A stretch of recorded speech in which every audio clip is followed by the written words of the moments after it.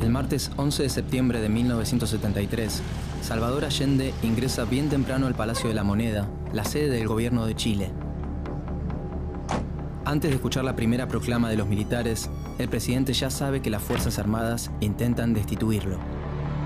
El señor presidente de la República debe proceder a la inmediata entrega de su alto cargo a las Fuerzas Armadas y Carabineros de Chile. Exigen su renuncia, pero Allende se niega. El país está bajo fuego. Comienza la dictadura de Augusto Pinochet.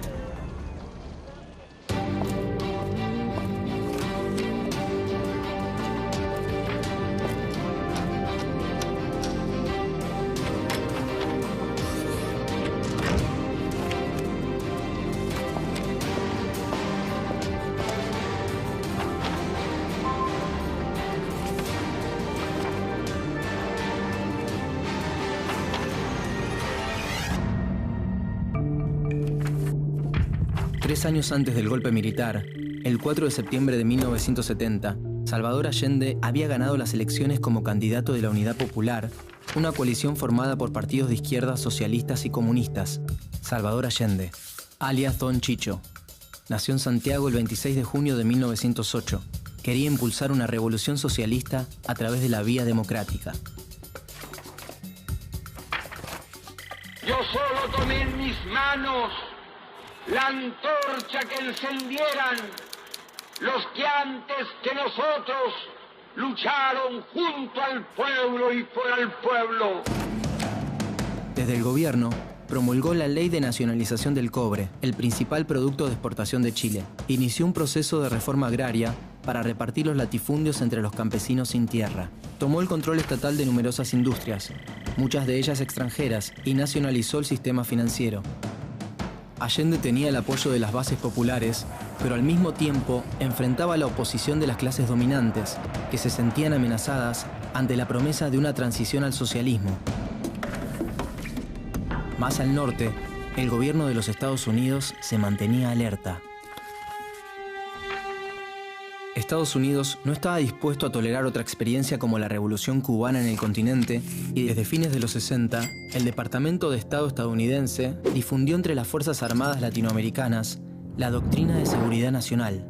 El objetivo principal era preparar a los militares para que mantuvieran el orden interno de sus países y eliminaran a quienes se manifestaban a favor del comunismo.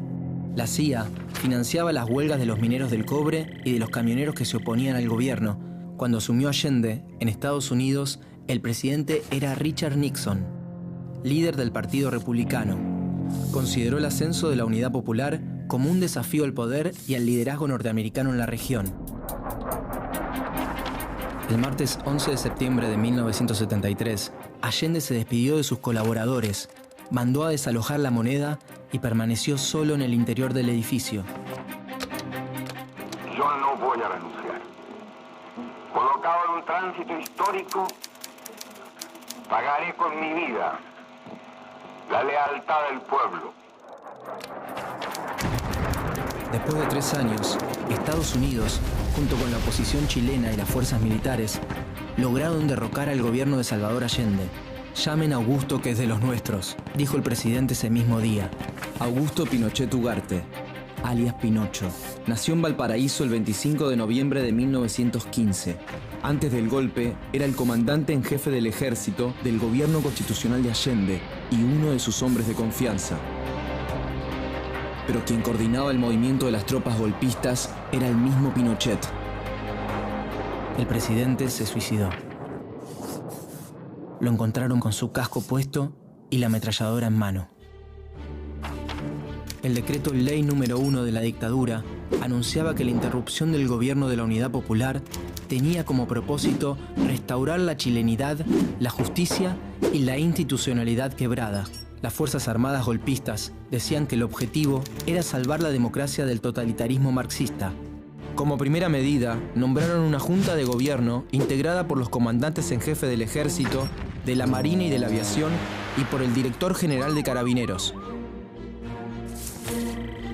Las Fuerzas Armadas chilenas clausuraron el Parlamento por decreto, declararon el estado de sitio y el toque de queda, prohibieron las manifestaciones sociales, las actividades sindicales e intervinieron en la universidad al mismo tiempo que obligaron a exiliarse a miles de chilenos. Toda la información estaba controlada. En esos tiempos se prohibió la tira cómica argentina Mafalda por considerarse tendenciosa y destructiva. El régimen intentaba imponer en la población civil características de la cultura militar, la educación autoritaria, el acatamiento de las órdenes y la sumisión. El instrumento central para mantener el control social y político fue la Dirección Nacional de Inteligencia, la DINA. Se creó en noviembre de 1976. Era una policía secreta con facultades casi ilimitadas. Su acción se orientó a detectar, detener sin juicio y en algunos casos eliminar a quienes consideraba los enemigos del gobierno, tanto dentro como fuera de Chile. La DINA quebró todas las resistencias civiles. Al sur de Chile, los dueños de los latifundios, ayudados por la policía, persiguieron y asesinaron a los campesinos y dirigentes sindicales que habían apoyado la reforma agraria.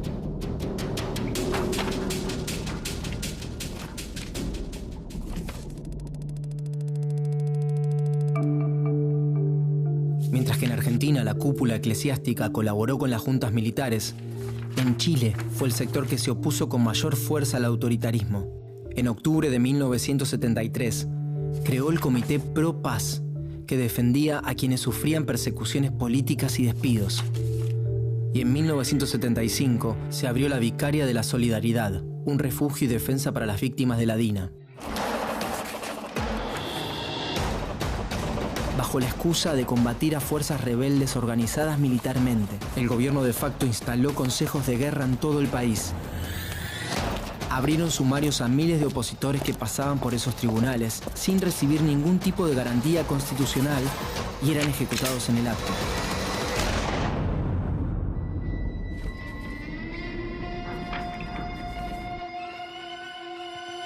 Este proyecto se incluía en un plan mayor que abarcaba a todo el Cono Sur.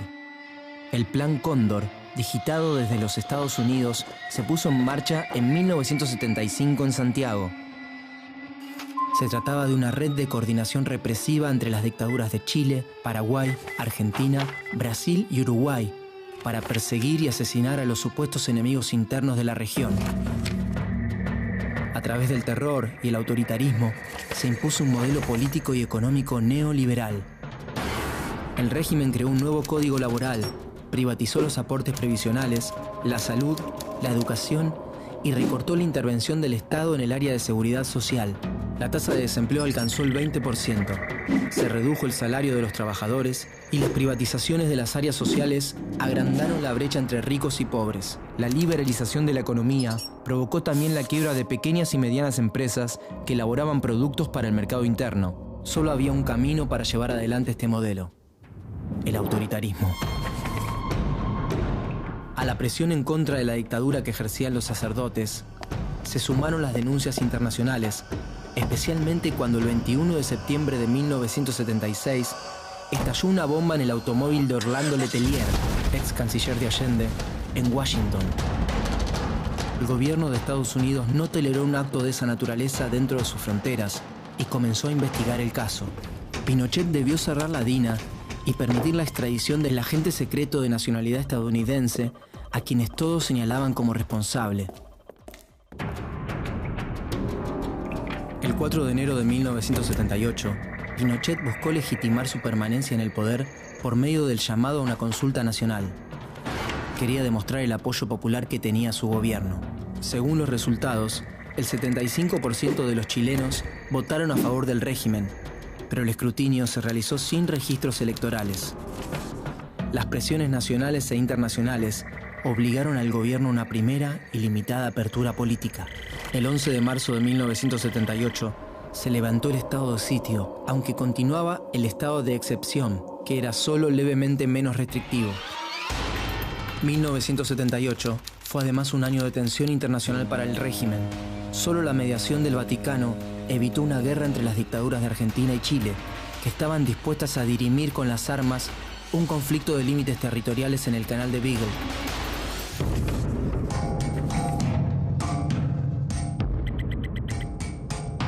Fronteras adentro, las voces disidentes empezaban a oírse por todo el país.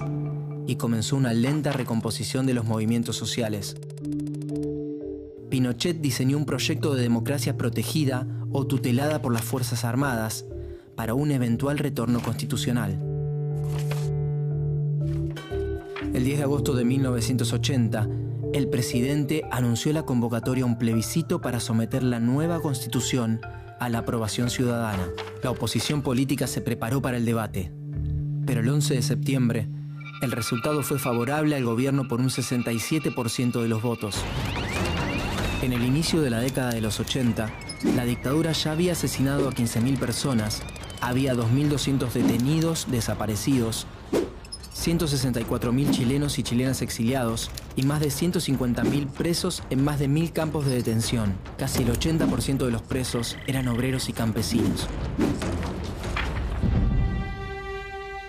Aprobada la Carta Magna de 1980, Pinochet gobernó sin parlamento y con poderes dictatoriales hasta 1989.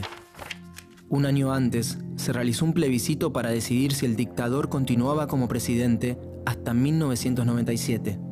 La oposición se unió en la concertación de los partidos por el no. Sin la dictadura, la alegría va a llegar, porque pienso en el futuro, voy a decir que no. El 5 de octubre se llevó a cabo el plebiscito. Después de varias horas, el gobierno reconoció la derrota. El no había triunfado por un 54,71% de los votos contra un 43,01% para el sí. Se iniciaba la transición a la democracia. Antes de las elecciones presidenciales, los partidos de la oposición exigieron una serie de reformas a la Constitución de 1980, como la reducción del mandato presidencial de 8 a 4 años, el mantenimiento del habeas corpus durante los estados de excepción y el aumento del número de senadores elegidos por el voto popular, pero renunciaron a introducir cambios en la política económica neoliberal instaurada por el régimen. Tampoco se juzgarían o investigarían los crímenes cometidos por las Fuerzas Armadas. El 14 de diciembre de 1989, Patricio Aylwin se convirtió en el primer presidente de la democracia con el 55% de los votos. Pinochet entregó la banda presidencial, pero se mantuvo como comandante en jefe del ejército hasta el 10 de marzo de 1998. Al día siguiente, asumió como senador vitalicio.